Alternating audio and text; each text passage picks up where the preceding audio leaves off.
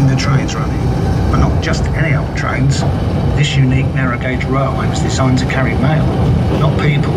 So if you're feeling a little cramped, that's why. And although we have a driver today, the original mail trains were driverless. It was a huge network of automated electric trains running right under central London, carrying mail between main railway stations and sorting offices much faster along the congested streets above our heads. And it's amazing to think construction of the railway began as far back as 1914, with the tunnels dug by hand. Work was put on hold during the First World War, but when the railway finally opened in 1927, it cut the journey time across London from a few hours to just 30 minutes. It was an engineering marvel. Our rail ran almost non-stop, night and day, for over 75 years until 2003. As we explore, we'll be going back in time to see tunnels, loading platforms, and a few surprises. We'll be at our first stop in a few minutes.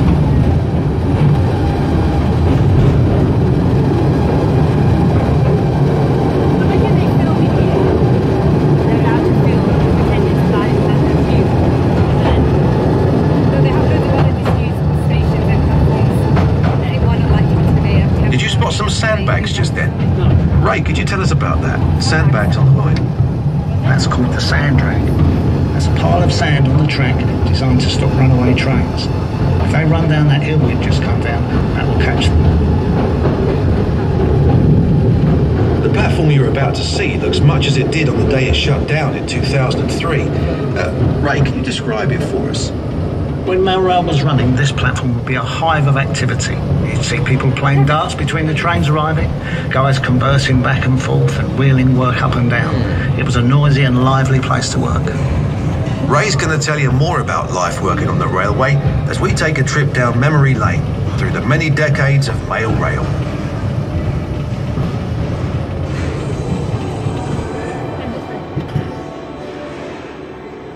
We're under Mount Pleasant sorting office, heading east to Whitechapel.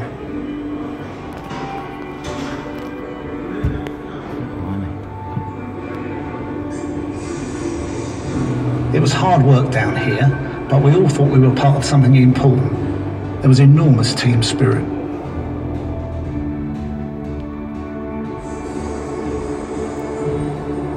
We seemed to get ourselves in the news a lot in the 90s. It didn't hurt that Bruce Willis made a film down here called Hudson Hawk.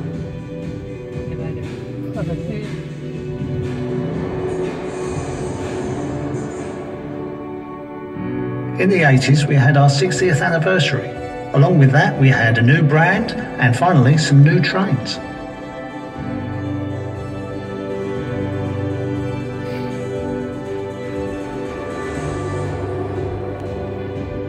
I'll tell you two things that sum up the 70s. Postcodes made life a lot easier, and strikes made life not so easy.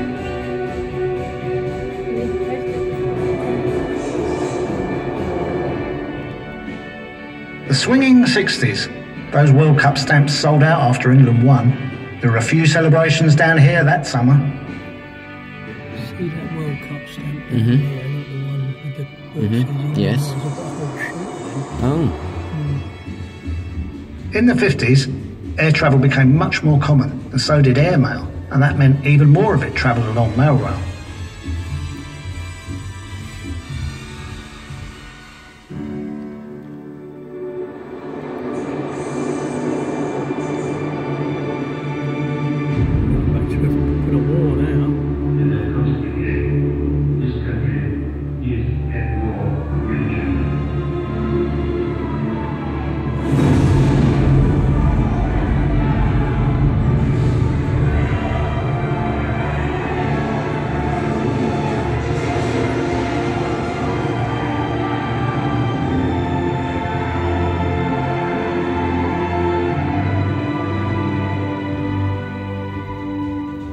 The railway was bombed several times.